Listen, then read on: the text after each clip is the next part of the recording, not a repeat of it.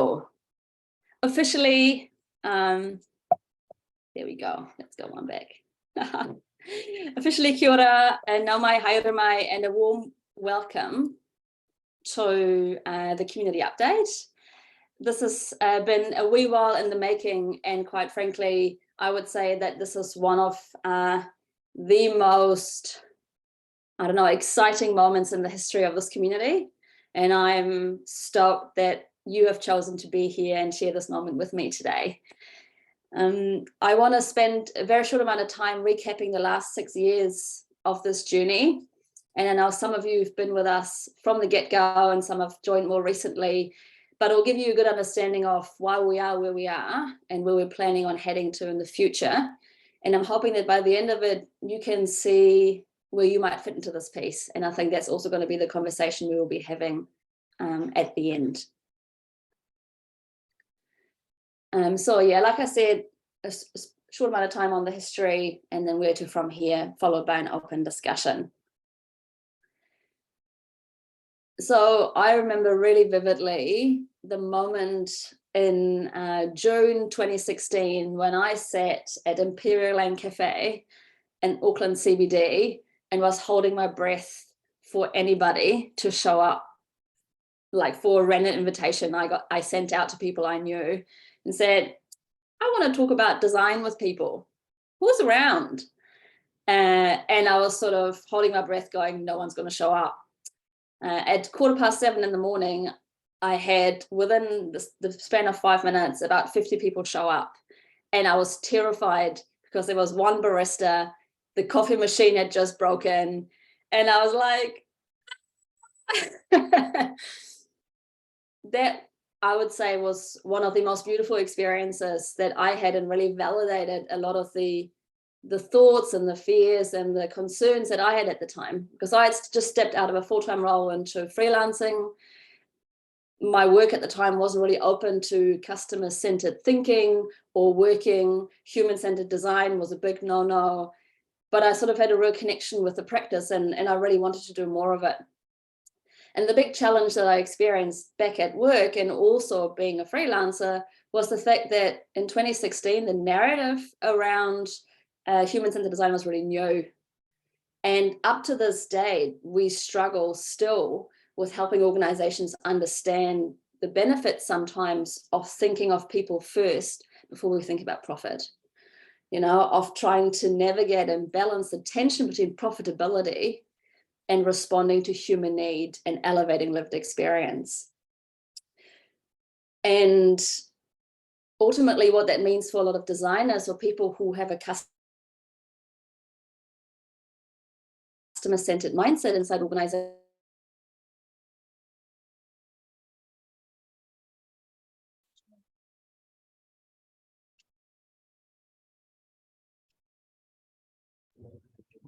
I take it that's not just for me. The community existed, and I think still exists, for the very purpose. Oh, I have frozen. Oh no. We lost you for about 20 seconds. With us now. You're back. Yeah, you're back. Are we back? Yeah. Oh, lucky. Thank you. I think ultimately the community started off and still exists to help us come together as people who have like-minded interests and beliefs, to create safe spaces to explore these narratives that we need to keep pushing, need to keep nurturing and evolving, and to allow us to experiment and play with methods and ideas that we know have to work when we apply them at work. And so what that meant for us as a community is that we had to think really carefully how we structure the way we come together, the way we evolve, and the way we help you justify being part of this community. Since 2016, we've come a really long way. I think the first milestone really was having a brand identity gifted to us by one of our partners at the time, Saturday Creative, who invested a huge amount of time into truly understanding our community through co-design workshops and through interviews, through observing a lot of our gatherings, and I guess create a label that we can put on ourselves and use to business case and membership. Since then, the team of now 4 have taken that initial group of 50 to almost 2,000 people that we touch every month in our forum, via social media or in our newsletter. The events that we run every month up until COVID basically attracted upwards of 100 people who attended in person. We had a 80 to 90% attendance rate, which was really phenomenal at the time. We, as a community, work with other industries like recruiters to help them understand how to better recruit design talent and what are the parameters and frameworks around that. We supported education institutes to help them pathway their graduates into industry. We co-designed a business model for charity. And if you now look up Oki Charity, you see them thriving. And although that is probably largely down to the wonderful work of the CEO, I'd like to think that we had some small part to play in their success. We also partnered with the philanthropic sector at some point to facilitate and mentor teams of young people in order to co-design what it means to belong here in Aotearoa, New Zealand. We stepped beyond the boundaries of our community and started working with UX Auckland and the Agile Coaching Meetup, and ran a sort of one-day unconference at the intersection of all of our communities and our interests. And as you're well aware, COVID changed pretty much everything for all of us. And the central challenge that we were trying to overcome at the time is how we create a space of belonging, a place for connection, and a sense of coming together and doing meaningful things together online, when our history has largely been an analog in-person one. And through much trial and error and a bit more error, I would say we've arrived in a really interesting space where we now have built what I would call community infrastructure for a hybrid world. While many of you just know this as the community forum, what this means to us as a team is that we have graduated in a way from sort of analog chance encounters of people coming together in random rooms across the city to a streamlined and scaled opportunity for connection and belonging. And through this platform, what we, I think, are on the verge of establishing really is community infrastructure that prioritizes autonomy and agency, that can scale connection and relationships, and that, what I think is really important, also honors the attention and the privacy of our members. There's Meetup, there's Facebook, there's LinkedIn, there are a ton of other platforms. There is no algorithm that determines who sees what. There is no back-end data analysis that sells your user behavior to someone else. There is you and us as the organizer team, and whatever you share with us has always been yours and will remain yours. And when you leave, it's nowhere, there's no trace left. We don't keep anything. And I think in a world that is incredibly digital, in a world where AI is dominating the conversation, being able to hold space for us to come together safely in many layers of the meaning of the word has become incredibly important. And so I guess this has put us now into a place within our journey where we have to make choices, because the last 6 years have been determined by a group of volunteers, myself included, who've thought about different experiences and ways to connect with people across the largely Auckland ecosystem. And for you to use it as a way to grow your career, grow your networks, grow your relevance at work, grow your teams, without, I guess, losing that connection, either with your existing communities or with the one that we are holding for you. And I can tell you that this is an incredibly effortful work that is unbelievably rewarding, but nevertheless, doing that as a side gig is is exhausting. And anybody who's ever organized anything from sort of a children's birthday to a morning tea, right through their own communities, will know that holding space for others to grow, to evolve, to experiment, takes up not just the time in doing it, but also the time in thinking about doing it, the time in creating the journey of the experience that is captured in a small moment. The other thing to consider, and I'll talk about these two things separately going forward, is that we're part of an ecosystem of design and innovation communities here in Aotearoa. And so far, all of us are doing this thing on our own. Each of us have got a bunch of organizers who are trying to get some cool stuff happen, with slightly different areas of interest, but ultimately, that is what's happening. So, talking about us as a CX Collective community first, the thing that the organizer team has really struggled with is the dominant current community structure. And with it come actually a couple of flaws that have become not sustainable for us.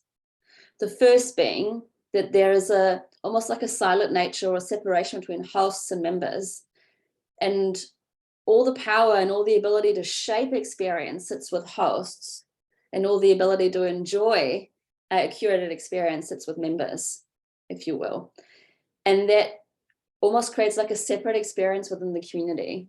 Of course, the benefit as an organizer is that I can pretty much reach out to anybody and you all know me, whereas someone would do that, even if they've been a member of the community for a long time, won't enjoy that same visibility or connectedness. And there's sort of something to be said around how we ensure that more of us curate have a say in our shared experience, and how more of us carry smaller bits of the effort that is required to sustain this community.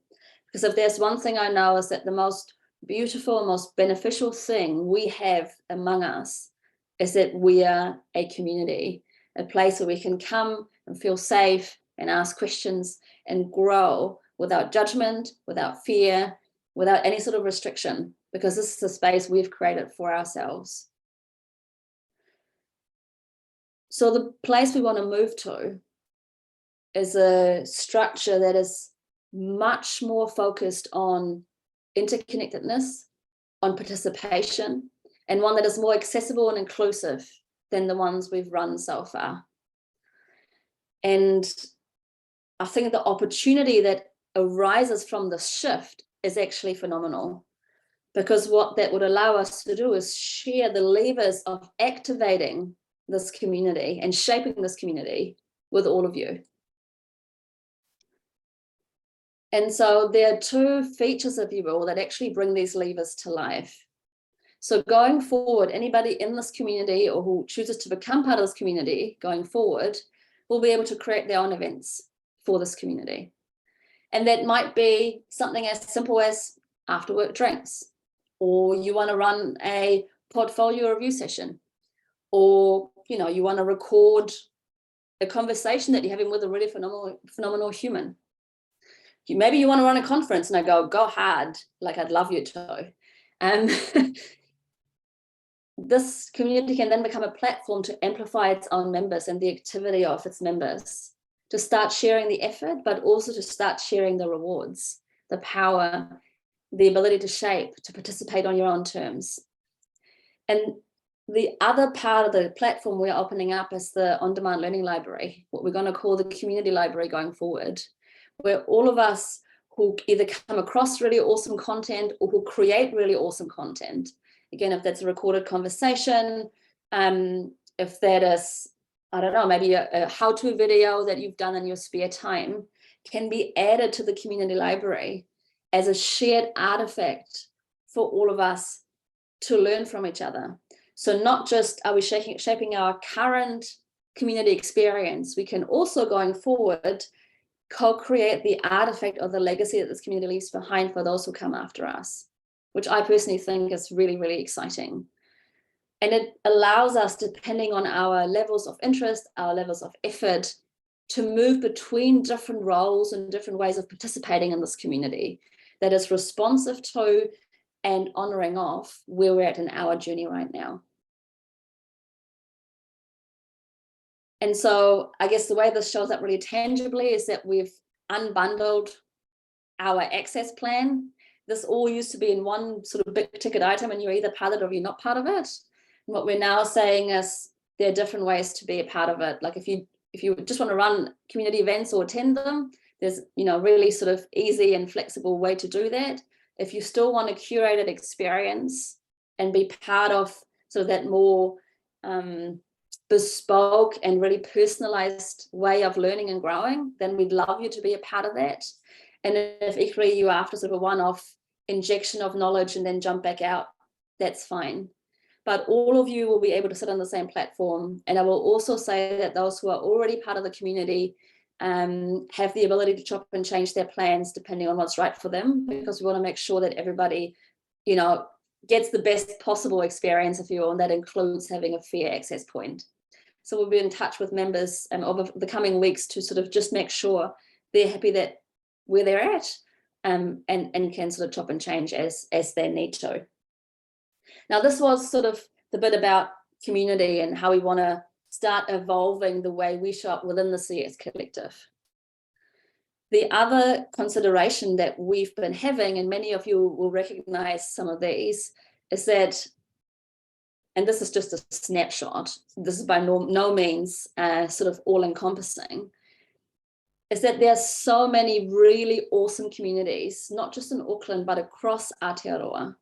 And many of us play in similar or adjacent spaces, right? Design for Social Innovation, Ngā Aho, the Māori design community, the informal coffee groups that are living in people's inboxes right now, where one person sends out an email once a month and go, hey, let's meet. There's Design Thinkers Academy, which, pumps out Designerly graduates like after every workshop. They're the Innovation Unit Associates. There are so many different groups, and we all have really shared goals and shared perspectives and shared beliefs and shared tools, but we all sit within our own little silos, if you will. So understanding that what the collective has built is a scalable infrastructure for community. What might it look like if we can all be a part of that, honoring our unique individual identities, member groups, whatever you will. And this is just an idea, right? This is a possibility that we're putting in front of you to see how that sits with the rest of the ecosystem. But is this an infrastructure that we could all come together on in some shape or form? Is there an opportunity to increase collaboration, to share the load between hosts, and to increase our shared learning, to amplify the impact all of our communities could have by having a singular touch point while still being independent and separate otherwise? I think some of the opportunities that would lift for all of our communities, for Aotearoa's design and innovation ecosystem, would be to move beyond just community events, for example, but ecosystem events. What would an Aotearoa Design Week look like? What would a conference look like that each of these little groups has a part in shaping?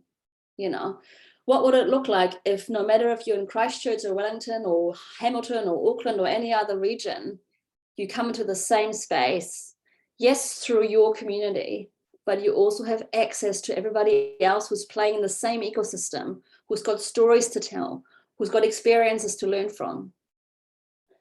What if, as hosts, we could come together and start supporting one another meaningfully so that our community does not hang on one or two or even five of us to keep showing up every month, every week? We all have ups and downs in our lives, right? What would it look like if we could interface with education and training institutes so that, when you graduate from a design program, you feed onto this platform and have access to all of these communities? What if we could find ways for, non-traditional community players like recruiters or agencies to show up not in a transactional way, but in a relational way, in a way that adds value to our collective experience? And how might we interface with people who we work with closely, but don't network with closely, like Agile and product folk? So again, this is a wild spin-off, right? And you all might go, you're crazy, Sarah and Jody and Baruch and Rob, like, don't even go there. But it's an idea, right? It's an invitation, I guess. And that's exactly what we're thinking. So if this is something that people are interested in, this is not something we would be designing for other communities. That is something we'd have to design with one another. And that's a longer time frame. And we have to figure out a whole lot of questions, right? And so at the end of this, I'm going to put a Google form into the chat. And if you're curious to have a conversation with us, let's have a chat. You know, let us know on the form, and then we can see if there's overlapping interest or not. But that's basically where we're at with this. So the ultimate invitation that I'm offering you here is to say, what might this community be if all of us start participating in it to the best of our capacity? What would the future of our community look like if we all brought our ideas, our skills, our stories, our experiences, and put that together into one place that allow all of us to access that at a really sort of low threshold? What if this community wasn't just done for you, but by you? And what might that mean for Aotearoa? I don't know. But thank you so much for indulging this conversation. I'm going to stop sharing my screen, and then I'm going to pause the recording.